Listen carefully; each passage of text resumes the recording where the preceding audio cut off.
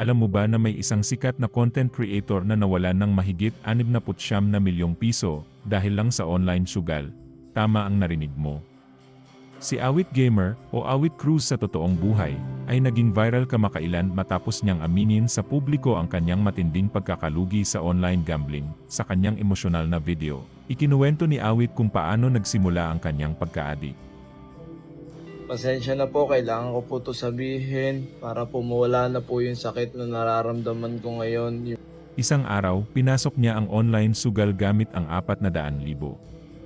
At sa loob lang ng 2 oras, naging 6 milyon ito. Sino nga ba ang hindi ma-excite sa ganitong laki ng panalo? Pero hindi doon natapos ang kwento. Patuloy siyang nagsugal at muling nanalo ng 12 milyon. Dahil dito, tinuring siyang VIP player at nabigyan pa siya ng tinatawag na black card. Ito ay may special perks, exclusive rewards, mas mataas na limits, at instant access sa mas malalaking taya. Pero tulad ng lahat ng sugal, may hangganan ang swerte. Sa isang bagsakan lang, naubos ni Awit ang 55 milyon.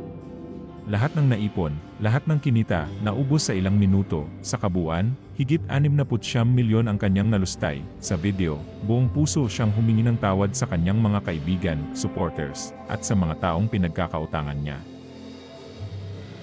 Anya, ako ang may kasalanan. Hindi ko na kayang ibalik ang pera agad, pero gagawin ko ang lahat para bumangon.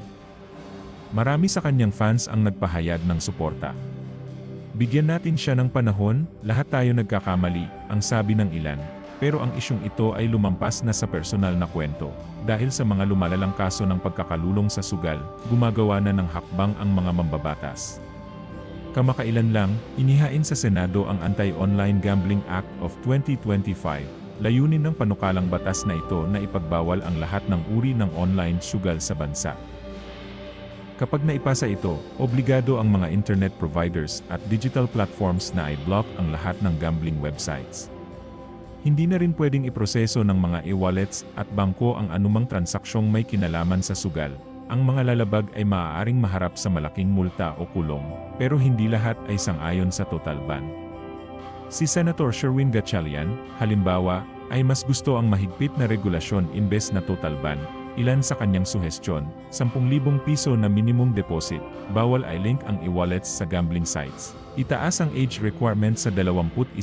Si Senator Risa Hontiveros naman ay gustong ipagbawal ang mga gambling ads sa social media, limitahan ang mga gambling apps.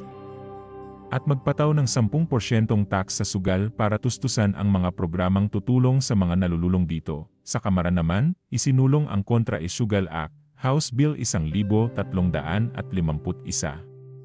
Dito, kinikilala ang sugal bilang isang seryosong public health issue, katulad ng alkohol o droga. Layunin nitong bigyang proteksyon ang mga kabataan, at itaguyod ang mental health ng mga nalululong dito.